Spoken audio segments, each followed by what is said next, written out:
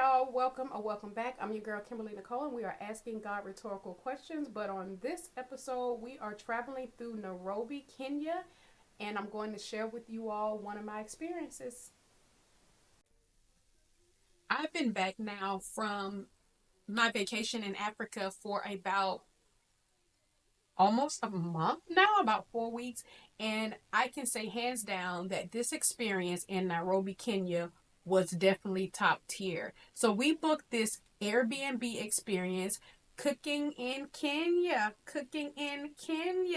and it was so much fun. We went to the market and we picked all of our own vegetables, fruit, also the meat that we were gonna have on our dish for the night, and then we went back to our host home, and that's where we prepared our meal. It was such a great experience. The food was fresh, and it was actually the best meal that we had while we were in Kenya. Hands down. 10 out of 10. I would definitely recommend.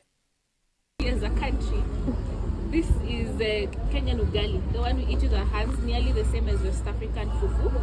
So that is what unites all the tribes that live here in Kenya, and we have 42 tribes. So you see, out of the 42 tribes, we have one thing that will all unite us and say, yeah, this is 100% Kenyan. That's ugali served with local veggies and served with meat. Meat can either be goat or beef. Number 2, we have a traditional meal. Now we're going deeper to go into a tribal meal. This tribal meal will be mashed potatoes with pumpkin leaves. So in one pot,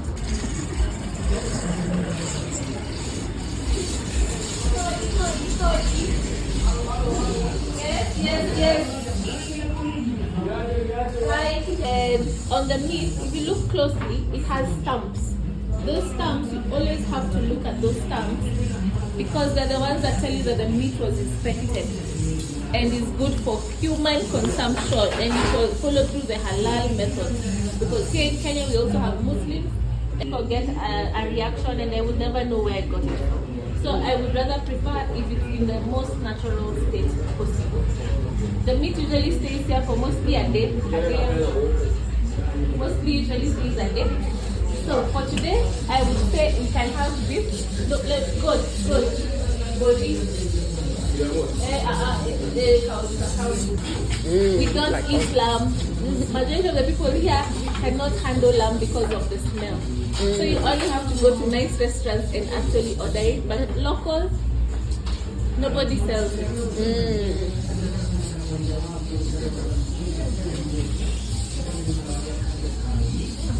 And then our beef is usually tough.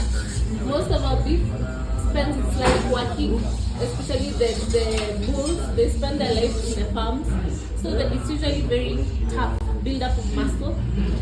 So in the local butchers, you can't eat steak. It's impossible. Otherwise, it's going to be too chewy and you won't enjoy it.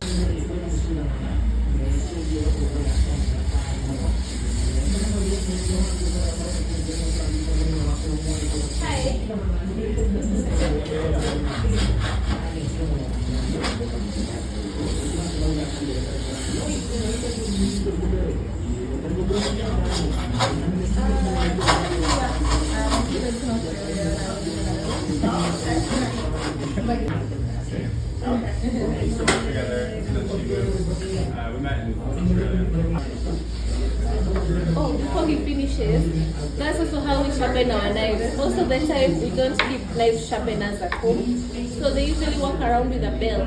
So when they come closer to your home, they'll ring the bell and you.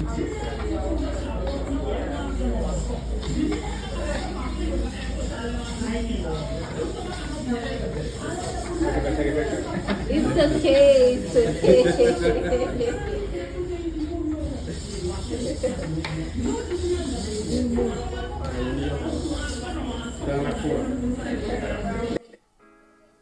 Hands down, we had the best host, and she was very knowledgeable. She actually started her journey as it relates to cooking, just doing it online, and then it turned into this amazing hosting experience that she does. for locals and also people like me that are visiting. Again, if you want the information, I'll make sure I link her IG in the description. I would definitely say book her. Her home was extremely clean. She was extremely clean. Everything was just absolutely phenomenal. Here's just some video that I'm showing you all of just the market. This is their market. Everything is fresh. This is what we mean by farm to table. Because everything, again, we're from the States, so we're not used to seeing, of course, going outside and buying our food like this, right? But this has truly opened our eyes, or definitely opened my eyes, to how we probably get it wrong in the States, and all of the things that we put in our foods to try to make them look perfect when all of that is not required. We were eating things straight from their farms and hand-picked by these individuals, these local markets, and everything was so fresh. Everything was extremely pretty, and like when we ate it, it was amazing. So yeah, just watch along. This next part, we're really just shopping and picking out things. She's giving us some background information about the different fruit. The orange that you see is a mix between an orange and a tangerine, and she said that it is super sweet.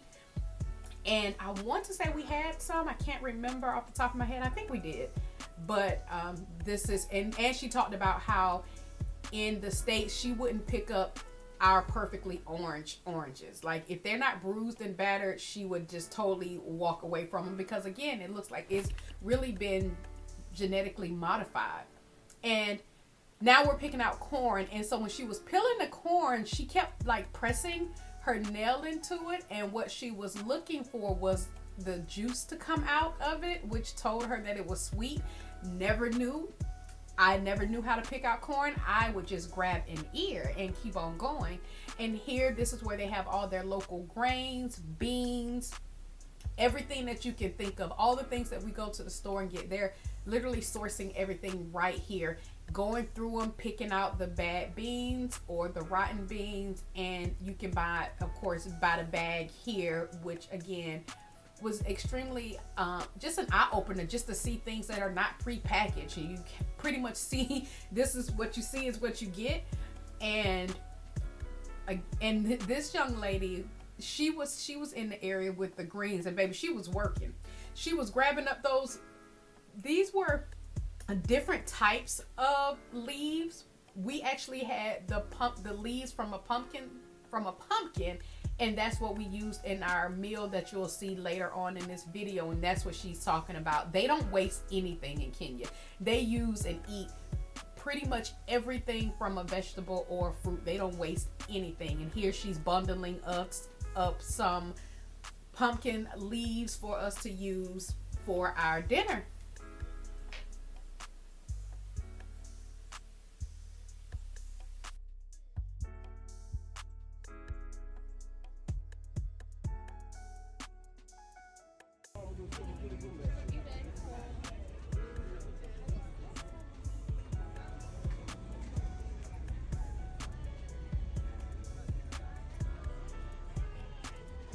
At the moment, these ones, they're called pixies. They're very juicy. So these pixies, they are grafted between a regular orange and a tangerine. So do you know that the perfect orange?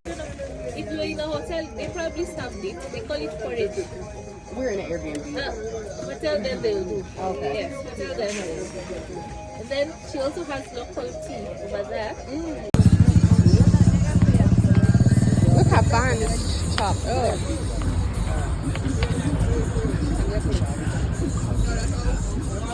So have you guys tried this? This is stoned melon. This one. And then this one is tree tomatoes. Now this is when things got interesting, because we ended up catching the local bus, I would assume. I guess this is their local transportation back to her home, and wow, it was such an event. They were hopping on and off this bus, and me and my friend, we were like, yeah, we're not getting on that, we're not getting on those. But this one was actually a much more organized. They had music, It was clean. Now some of them we've seen were like borderline falling apart, but this one was very well managed, well put together, and they literally was just hopping on and off this bus while it was in motion, hanging off the side. Our conductor right here, this young guy, he's the one that pretty much gets off the bus and recruits people to come take a ride or, you know, use their bus system. And then he collects all of the money when you get on. Like, they don't, you see them here, they just hanging off the side, and they'll jump off when they get to their stop. And it was like 4 or 5 of them at one point, y'all, on the end. And I was just amazed. Look at them hanging on. Look at them hanging on. It's like, and it's another one on the other side. It's like 4 of them right there. This was the most comical thing to me. And they go to hopping off. They done made it to their spot. And the bus keeps going. And the bus keeps going.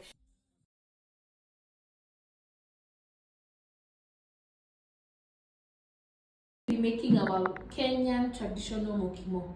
This is a meal that we usually make during a celebration, but it's with the largest tribe here in Kenya, and they're called Kikuyus. These ingredients, they're the things that grow naturally in the central part of Kenya, hence the traditional meal. So, because it's the largest tribe, we end up having it more in our plates on a regular, and it's one of the popular starches that we usually serve between ugali, fries, rice, and mokimo or chapati.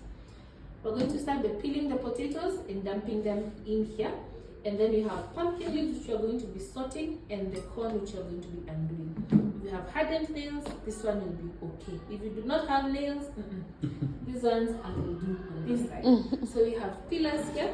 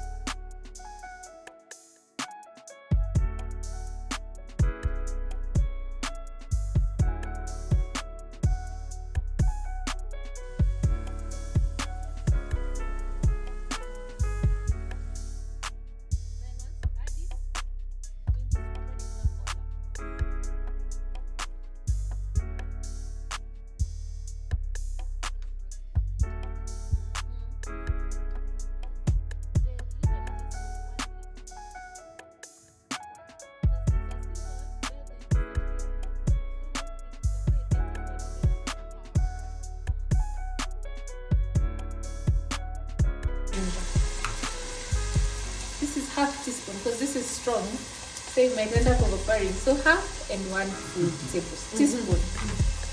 And then 30 seconds.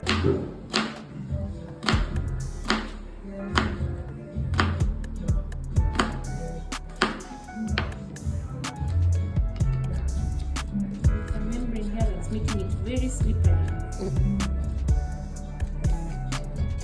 So when you chop it like this, you leave the core intact. You don't touch the core so that it holds everything together. Okay. And then just press and chop.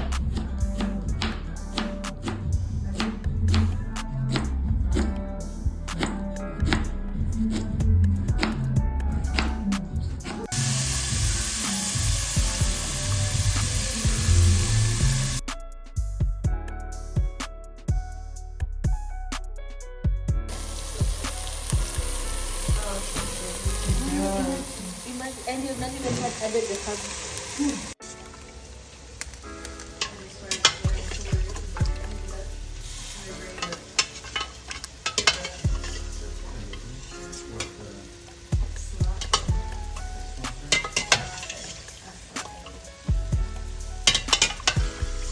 I've gotten everything in the pot.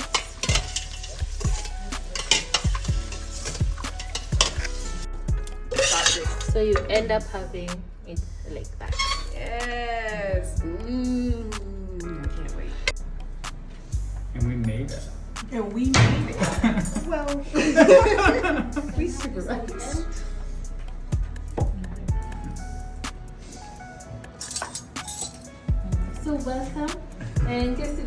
after pictures, can